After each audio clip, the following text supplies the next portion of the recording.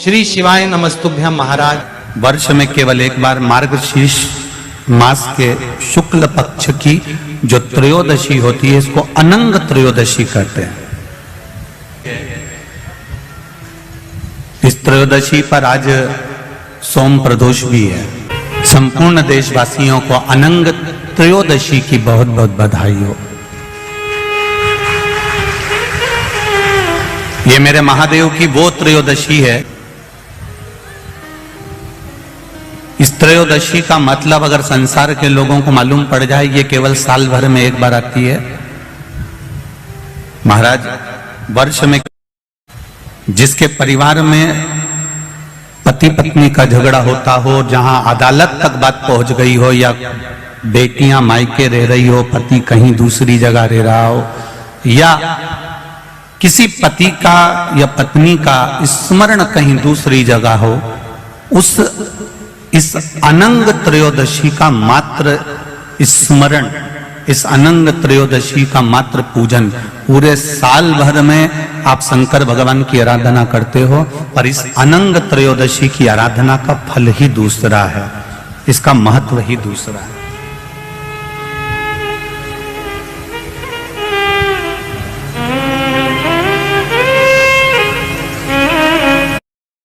जिस दिन केवल भगवान शंकर के शिवलिंग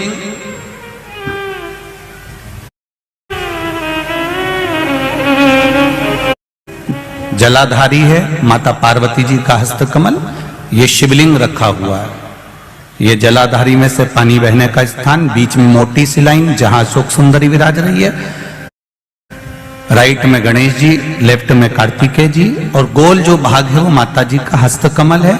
और ये जो शिवलिंग रखा हुआ है ये शिव का स्वरूप है। जहां पर भगवान शंकर का शिवलिंग रखा हुआ है उस स्थान पर आज अनंग त्रयोदशी के दिन मात्र जिस पति पत्नी का आपस में बैर चल रहा हो, अदालत में झगड़ा चल रहा हो, विवाद चल रहा हो, आपस में प्रेम समाप्त हो गया हो, एक दूसरे का सम्मान करना भूल गए हो, बात बात में झगड़ा करते हो, जरा जरा सी बात में मन मोटाव हो जाता हो, वो केवल एक कच्चे दूध की मात्र उंगली को भिंगाकर अगर जहां शिवलिंग रखा हुआ है वहां पर केवल कामदेव रति शिव और पार्वती का नाम लेकर मात्र उस कच्चे दूध की मात्र उंगली ही फेर देते हैं तो उन पति पत्नी का जिंदगी में कभी विवाद नहीं हो सकता और कभी गलत मार्ग पर वो जा नहीं सकते। ये अनंग त्रयोदशी की महत्वता है, आज की महत्वता।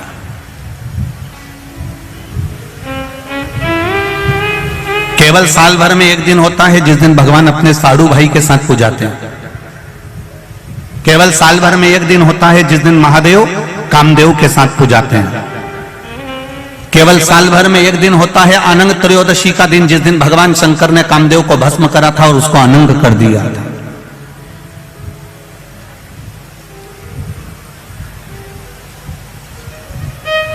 और आज पूरे राष्ट्रवासियों को तो बड़ा प्रसन्नता का विषय है कि आपको अनंग त्रयोदशी के साथ में आज सोम प्रदोष का भी आनंद प्राप्त हुआ है। ये शिव की कृपा है, ये उसकी उदारता, ये उसकी करुणा। अनंग त्रयोदशी 35 साल के हो गए, 30 साल से ऊपर के हो गए, 42 साल के हो गए और जिनका विवाह नहीं हुआ है वो बेलपत्री की मध्य पत्ती पर केवल कच्चा दूध लगाकर ही भगवान शंकर को समर्पित कर देते हैं तो अगली जो अनंग त्रयोदशी आती है उससे पहले उसका मंगल विवाह हो जाता है। इतना महत्व है अनंग त्रयोदशी। और आज पूरे राष्ट्रवासियों को तो बड़ा प्रसन्नता का विषय है कि आपको अनंग त्रयोदशी के साथ में आज सोम प्रदोष का भी आनंद प्राप्त हुआ है। ये शिव की कृपा है, ये उसकी उदारता, ये उसकी करुणा। किसी से पूछो कि भगवान शंकर का ये अविरल त्योहार प्रदोष का व्रत क्यों आता है, क्यों भगवान शंकर की आराधना प्रदोष के दिन करी जाती है, क्यों कभी सोमवार होम प्रदोष आ जाती है, कभी गुरुवार का प्रदोष आ जाता है, कभी शुक्रवार का प्रदोष आ जाता है, कभी कोई प्रदोष आ जाता है। ये प्रदोष का व्रत क्यों आता है? उसका एक कारण है भगवान शंकर प्रदोष का व्रत धारण कर फिर अगला जो दिन होता है उस दिन मेरे शंकर भगवान अपने सारे गणों के साथ नंदी, भृंगी, श्रृंगी, नर गंधर्व अप्सरा किन्नर देवता पशु पक्षी जितने भी होते हैं मेरे शिव सबके साथ बैठकर अपना महाप्रसाद ग्रहण करते हैं। साथ बैठने पर हमारा क्लेश जॉब नहीं लग रहा और कहीं सिलेक्शन हो ही नहीं रहा और बहुत हार चुके हैं, तब एक बेलपत्र 7 चावल के दाने मध्य पत्ती पर 7 चावल के दाने, एक घिसे हुए चंदन की गोली, पीला चंदन को घिस कर उसकी एक गोली बनाई, एक गोली गोल कर शिव पिंडी जैसी शिवलिंग जैसी गोली बनाकर उस चावल के दाने पर रख लो। एक स्थान पर रखकर घर के अंदर ही उसका पूजन कर लो। और पूजन करना है वही जो आप घर में सामग्री आपके रोली चावल मोली हल्दी उससे पूजन कर दिए से आरती कर ऐसी कैसी ही बेलपत्र अशोक सुंदरी वाली जगह पर दीजिए। ये किसी भी प्रदोष के दिन या किसी भी सोमवार की अष्टमी के दिन या किसी भी विशेष शिवरात्रि के दिन आप ये एक बार केवल करना है और अपने मन की कामना कर उसको रखकर बाबा को घी का 2 दिया लगाकर आ जाना है। मेरा भोलेनाथ आपका हाथ पकड़कर आपको कंपटीशन एग्जाम में विजय दिला। भटक ली है, सारी दुनिया में जाकर बोलिया है, जगह जगह जाकर प्रार्थना कर ली, निवेदन कर लिया, तो भी तुम्हारा अगर कोई काम ना बने तब एक काम जरूर करना, एक बेलपत्र, एक शमी पत्र, एक कनेर का फूल देवाधिदेव महादेव को प्रत्येक प्रदोष के दिन शिवजी को जल चढ़ाकर समर्पित करना प्रारंभ कर दो। 2 या 3 प्रदोष निकलेगी, मेरा देवाधिदेव महादेव तुम्हारी झोली खुशियों से भर देगा निश्चित।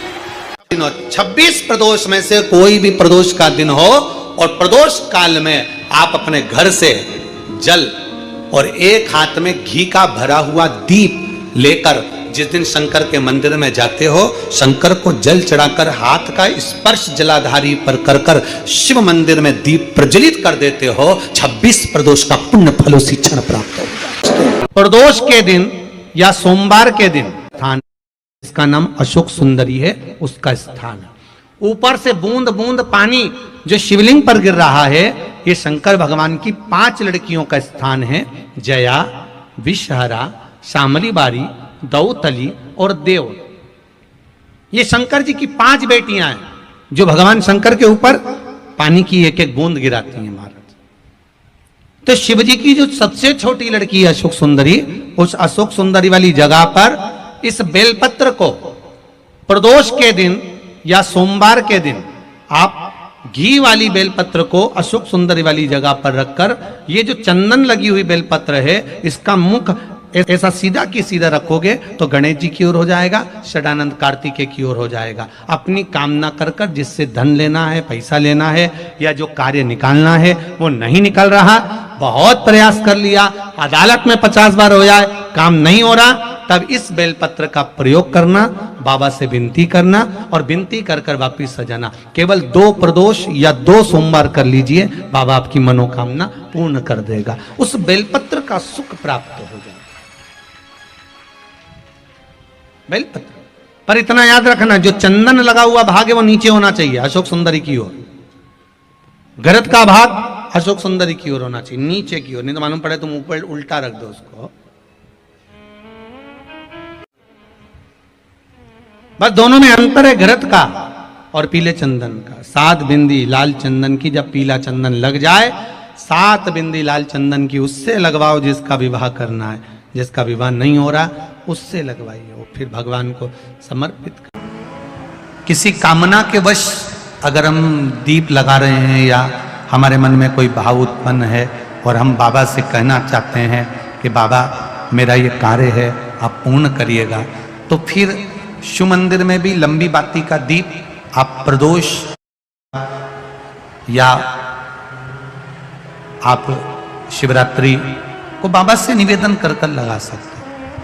हाँ, विशेष जब कोई एक बहुत बड़ी बात हो और आपके कार्य में कहीं अटकल हो रही हो, तो एक ही दीप में 2 बाती, शिव और शक्ति, लंबी बाती बनाई शिव और शक्ति के नाम से, 2 बाती एक साथ एक दीप में भी लगा सकते हैं।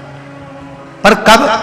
जब विशेष कोई आपका कार्य हो और वो अटक रहा हो, विशेष कोई कार्य और आप बाबा से प्रार्थना कर रहे हो, तो 2 बाती का भी प्रयोग आप कर सकते हो।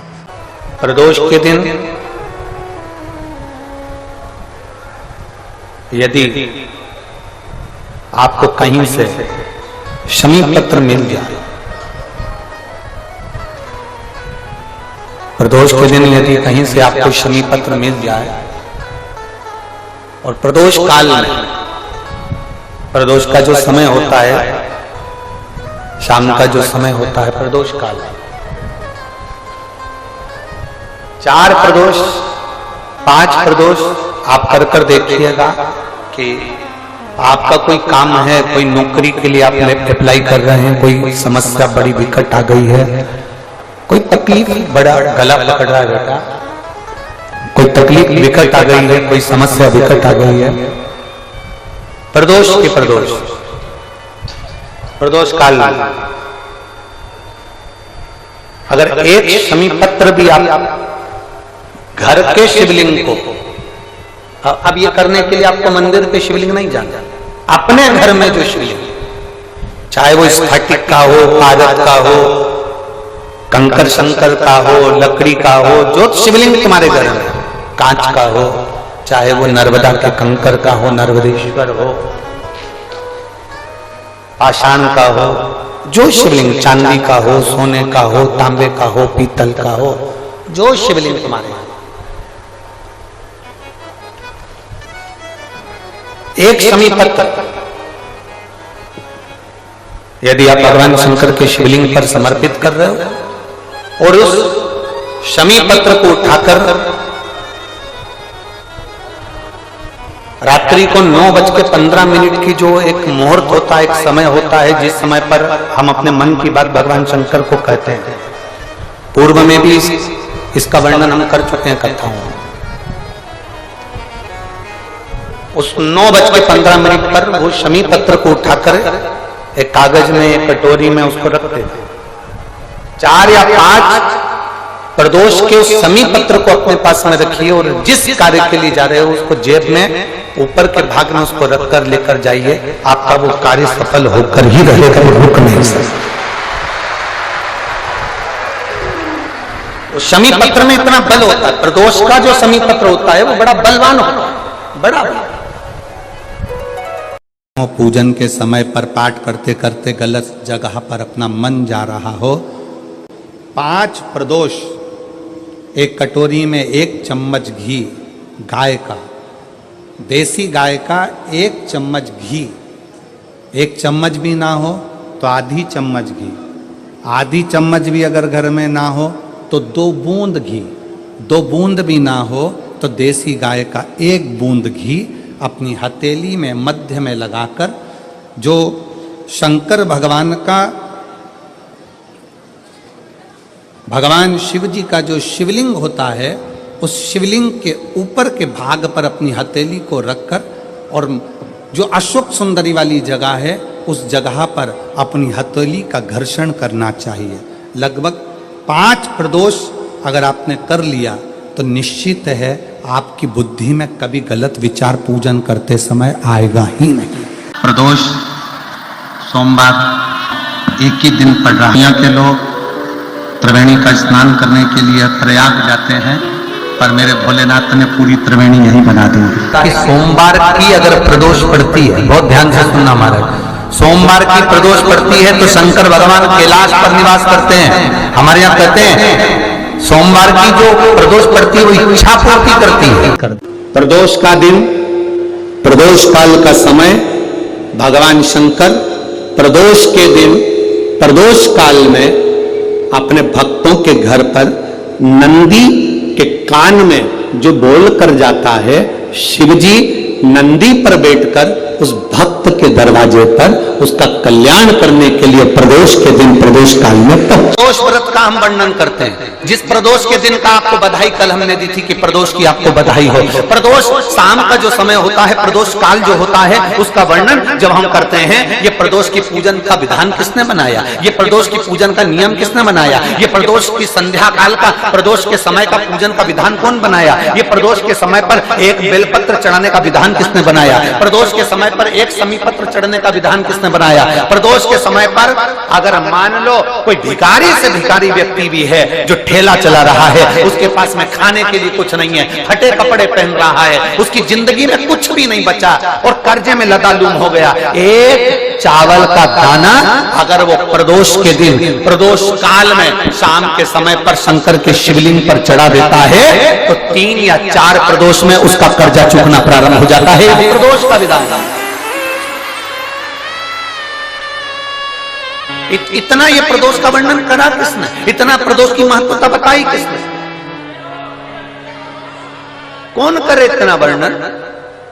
अगर प्रदोष की महत्वता बताने वाला कोई है, इसीलिए मेरे शंकर भगवान माता सती को लेकर कुंभज ऋषि के यहाँ, अगस्त ऋषि के यहाँ कथा सुनने के लिए गए थे, क्योंकि उनके बराबर कोई शंकर के महत्व को बता नहीं सकता और प्रदोष के महत्व को नहीं बता सकता। सती मैया को प्रदोष का महत्व बताने के लिए शंकर सती जी को लेकर कुंभज बाबा के यहाँ गए थे, अगस्त ऋषि के, प्रदोष के महत्व को तो जानो सती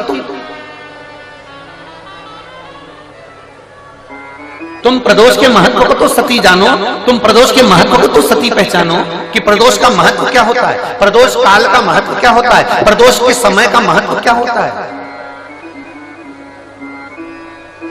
जिस समय पर सूरज डूब रहा हो, चंद्र प्रकाशित हो रहा हो, दोनों का मेल हो रहा हो, ना तो पूरा सूरज डूबा है न पूरा चंद्र आया है, उस समय को प्रदोष का समय कहा, प्रदोष काल कहा। अब कई लोग हमसे कहते हैं गुरुजी आप हमको प्रदोष का समय बताया करो कि प्रदोष काल किसको कहते हैं, प्रदोष का समय किसको कहते हैं।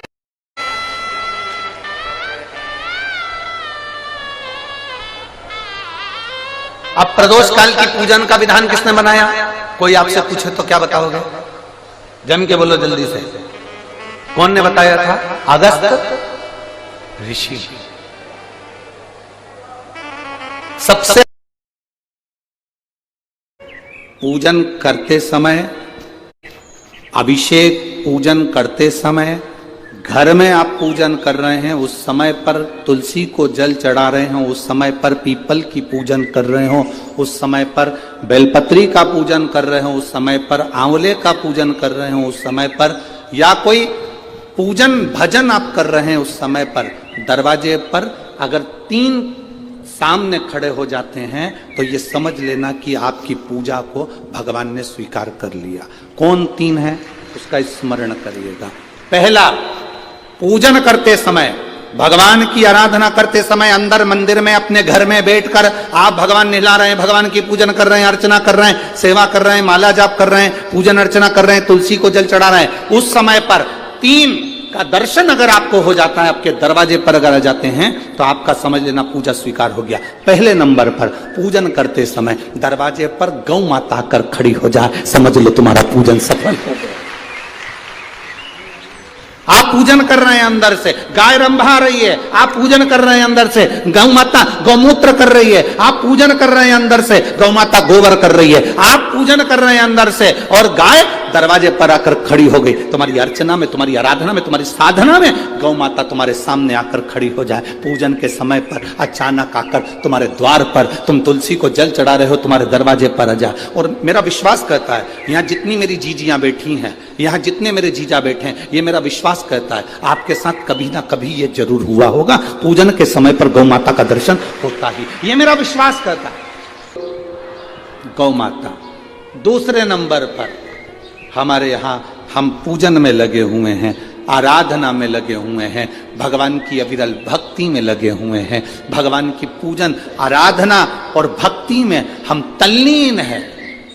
और दूसरे नंबर पर उस पूजन करते समय पर तुम्हारे घर की बहन बेटी तुम्हारे दरवाजे पर आ जाए तो समझ लो पूजन सफल हुआ है। इस पवित्र भूमि पर बैठकर आप भगवत भजन कर रहे हैं, वो खाली नहीं जा सकता। इतने संतों का आपको दर्शन हो रहा है, इतने गुरुजन का, इतने ब्राह्मण जन का आपको दर्शन हो रहा है, ये खाली नहीं जा सकता। शंकर की पूजन श्री राम जी महाराज ने करी, रामेश्वर धाम की स्थापना करी, नल नील, ये बुद्धि, ये विवेक, ये चित्त, ये वृत्ति सब उसी ने दे दी। कहां दौड़ रहे हो? तुम्हारे पास में नल नील ऐसे बानर हैं जो राम नाम लिख के छोड़ेंगे, पत्थर का स्पर्श करेंगे और पत्थर तैर जाएंगे। तुम्हारे पास में वो बानर हैं जिनका स्पर्श करते से पत्थर तैर जाए। अब जरा विचार करना है आपको और हमको शंकर सुमन शिव महापुराण कथा का। अब राम जी ने नल नील को बुलाया कि तुम्हारे पास में कोई ऐसी विद्या है। वो विद्या तुम्हें श्राप लगा था, क्योंकि तुम संतों के सामान को पानी में फेंक देते थे, वो डूब जाता था, तो संतों ने कह दिया जो भी चीज फेंकेंगे वो तैर जाएगा। कभी कभी श्राप भी दुआ का काम कर जाता है, श्राप भी आशीर्वाद का काम कर जाता है। आप में से कितनी माताएं बैठी होंगी, आप में से कितनी बहुएं बैठी होंगी, ये फेसबुक यूट्यूब पर कथा सुन रहे होंगे, जिनके घर के माँ बाप उनको गाली बके होंगे। सास 24 घंटा बहुओं को कोसी भी होगी, गाली भी कहे होंगे, ताने भी दिए होंगे। उस भविष्य पुराण में एक बात लिखी हुई है, आप अगर गीता प्रेस गोरखपुर की भविष्य पुराण पढ़ेंगे तो उसके 36वें नंबर के पृष्ठ को आप पढ़ सकते हो। भविष्य पुराण के अंतर्गत वर्णन किया, घर के बुजुर्ग, घर की माता, घर के पिता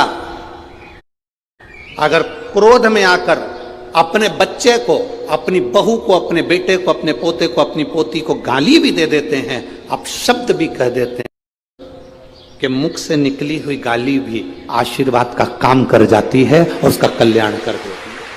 विचार करिए, द्रौपदी के सोते हुए 5 पुत्रों का वध कर दिया था अश्वत्थामा ने, और द्रौपदी के सोते हुए 5 पुत्रों का वध जब अश्वत्थामा ने करा तो भीम ने पकड़कर द्रौपदी के सामने अश्वत्थामा को खड़ा कर दिया, और भीम ने द्रौपदी के हाथ में तलवार देकर कहा, ले द्रौपदी इस अश्वत्थामा का सिर काट दे।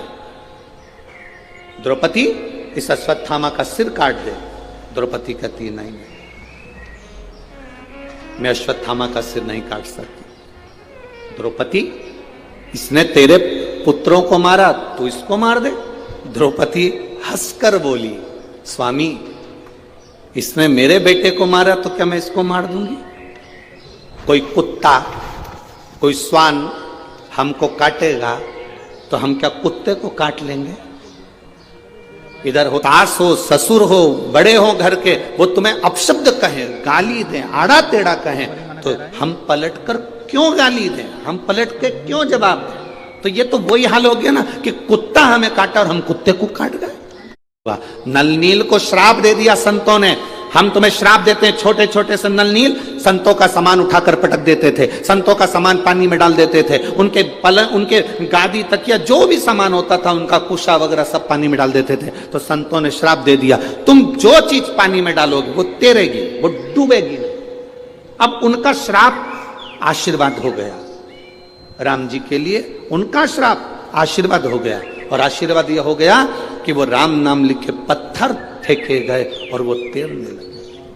मेरा नवग्रह व्यापार है, एक काम करना, रोज अपने घर से 1 लोटा जल लेकर शंकर को समर्पित करना, और प्रदोष का दिन हो और प्रदोष काल हो, एक धतूरा शंकर भगवान को समर्पित करना प्रारंभ कर देते हैं, सारे ग्रह प्रबल हो जाते। श्री शिवाय नमस्तुभ्यम। सभी माताओं, बहनों और भक्तजनों से हाथ जोड़कर निवेदन है कि अगर आप इस वीडियो को YouTube पर देख रहे हैं तो इसे लाइक करें और हमारे चैनल को सब्सक्राइब करना न भूलें। भविष्य में आने वाले वीडियो की जानकारी के लिए बेल आइकॉन दबाएं। कमेंट बॉक्स में हर हर महादेव अवश्य लिखें और इस पुण्य के कार्य में अपने दोस्तों और परिवार को भी शामिल करें। इस वीडियो को उनके साथ शेयर करें ताकि वे भी इसे सुनकर लाभ उठा सकें। श्री शिवाय नमस्तुभ्यम। हर हर महादेव।